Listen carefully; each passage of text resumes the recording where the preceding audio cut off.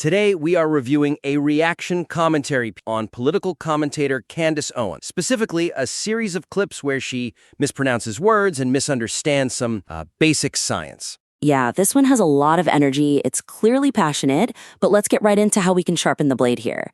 Because the first major point is that the critique relies pretty heavily on these repetitive ableist slurs to show disbelief. Right. And that just significantly undermines the intellectual authority of the whole analysis. It really does. It feels like the main theme here is a confusion between what's an insult and what's actually an analysis. The notes here point out that using terms like retarded or, gendered insults like dumb bitch, it just creates this really hostile, juvenile tone. And it immediately frames the host as more of a troll than a serious critic, right? Right. Exact. And I wonder, have we thought about the cost of that vocabulary beyond just the tone? What do you mean? Well, when the host reacts to the Green Beret clip, where she says Green Beret, by just saying she's actually retarded, it builds a wall with the listener. I see. So it's not just offensive, it's a tactical error. It's a tactical error. It reduces the whole thing to name-calling instead of actually deconstructing her competence. You lose the argument before you've even made it. Yeah, you get distracted by the host's anger instead of the subject's error. Right. So let's look at the ChatGPT error. The weakness here is that the commentary just goes into hyperbole, asking how is this a real human being? Which goes nowhere. It goes nowhere. So the suggestion is to swap out the slurs for really precise, descriptive language that targets her actual competence, or, her professional unpreparedness. That makes sense. Could we even frame it as a form of negligence? Ooh, I like that. With the Green Beret example, instead of the slur, what if the host framed it from the perspective of her job? Something like, she's fundamentally incurious about the military terminology she uses to make political points. That's so much stronger. And for the ChatGPT error, where she keeps saying GBT, not GPT, instead of the dehumanizing stuff, you could frame it as a shocking lack of attention to detail for a modern medium. It hits harder, doesn't it? It implies she's not doing the basic reading for her job. It's a professional critique. And what about the Blitzkrieg Club, where she says Blitzkrieg? Right now, the host just calls it a banger and laughs. Yeah, the connection isn't really established. So maybe use terms like confidently incorrect. Or linguistically negligent. Even professional malpractice. Professional malpractice, I like that. Then the audience sees her not just as dumb, which is easy to dismiss, but as unqualified, which is a far more damning verdict for a commentator. Precisely, you're shifting it from a playground insult to a professional audit, and that's much, much harder for her defenders to argue against. It elevates the whole piece from just another reaction video to a legitimate media critique. Which brings us to the second point, how these arguments are arranged, or maybe how they're not arranged. Yes, that leads perfectly into it. The current structure just presents all these errors as a random list. It's missing a huge opportunity to categorize them and build a much stronger case. I noticed that too. It's so scattershot. It jumps from a general word like debacle to something super specific like FISA, and then back again. And the risk there is that it treats all the errors as, equal bangers. Right, but they're not. A simple slip of the tongue is not the same as a fundamental lack of knowledge in your field. Exactly. Saying compartmentalize instead of compartmentalize is funny for sure, but it's not in the same league as not knowing what a Green Beret is when you're talking about the military. So the suggestion is to group the clips, group them thematically to show a pattern of behavior, create a hierarchy of errors. A hierarchy, yes. One that escalates from just simple mispronunciations to dangerous factual ignorance. Okay, so building on that, what if we created a group called, say, pretension? Tell me more. This is where you'd bundle words like architecture, macabre, which she says is macabre, and compartmentalize. I see. So you're not just pointing out the error, you're making an argument that she's trying to sound sophisticated and failing. Exactly. It becomes a character study.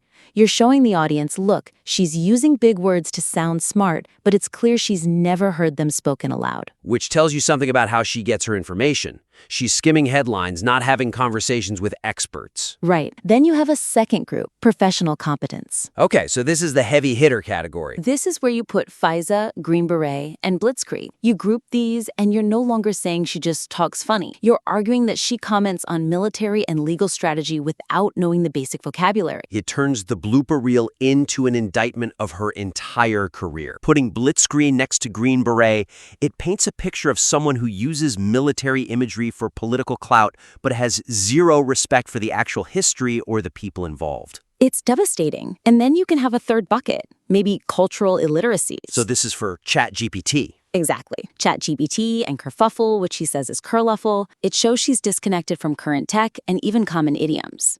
That framework is so much stronger. It leads the audience to a conclusion instead of just showing them a bunch of car crashes. Speaking of car crashes, yes, we have to talk about the ice, the weather segment. Oh man, yes. That was something else, and frankly, the most alarming part of the whole piece. For sure. So our third point is about that ice segment. The analysis right now focuses on how absurd the error is, but it completely misses the chance to explore the conspiracy thinking that her reaction reveals. Yeah, that's the weakness. The host just points out she doesn't know water freezes at 32 degrees. She thinks 30 is too warm for ice.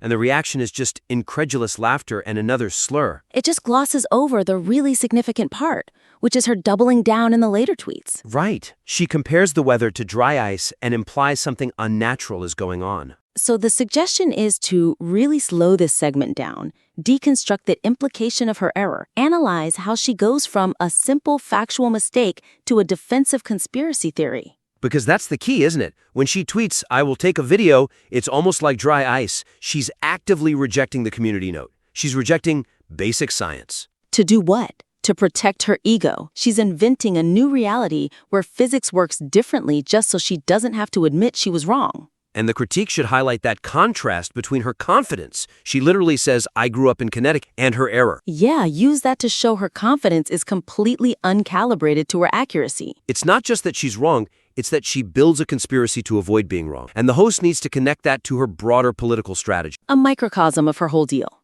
Exactly. When facts don't fit her feelings, she just invents a they or some weird phenomenon to explain it away. The dry ice comment isn't a joke, it's a coping mechanism.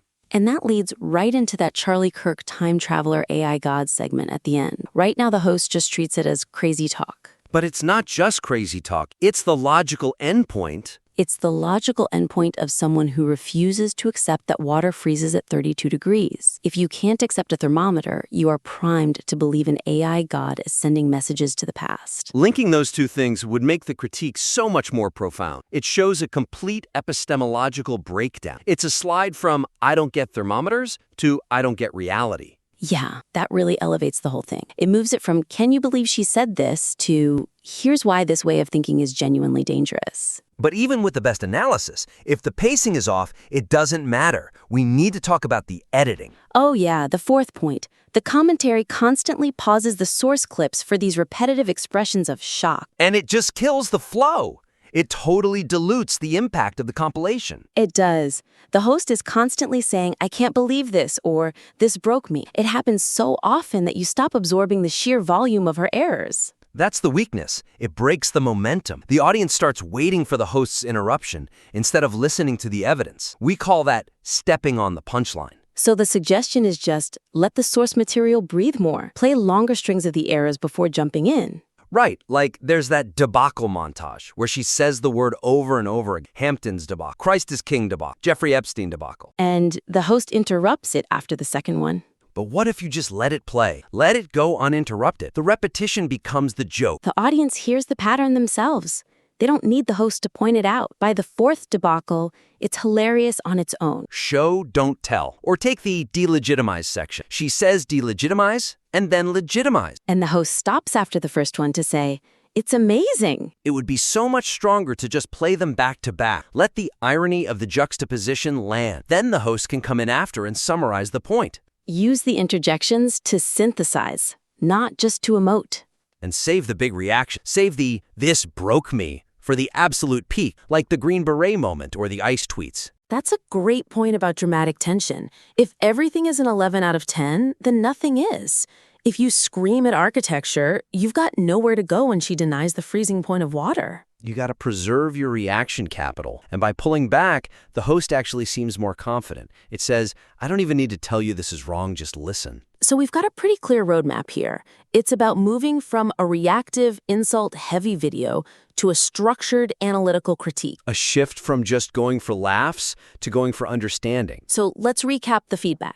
Okay. First, elevate the critical vocabulary. Ditch the ableist slurs. Replace them with precise descriptions of professional negligence. Instead of she's retarded, it's she is linguistically negligent. Second, structure the evidence. Don't just give us a random list of errors. Group them into themes: pretension, professional competence, cultural illiteracy, to build a powerful thesis. Third, go deeper on the ice segment. Move beyond laughing at the error to actually exploring the conspiracy mindset it revealed. Connect your denial of basic physics to her other, bigger conspiracy. And finally, fix the pacing. Let the clips breathe. Stop interrupting every few seconds. Save the big reactions for the truly big moments. And trust the source material to do the heavy lifting. We really want to encourage the listener to take these notes and refine this. There is a very strong, very entertaining critique hiding in here. Absolutely. The raw materials are gold. Those clips are incredible. The setting just needs to match the gem. Please rework it and submit it back to us. I'd love to see the polished version of this. Me too. It has the potential to be a definitive takedown if the execution can just match the energy. And that brings us to the end of this critique. Keep challenging yourself to be better.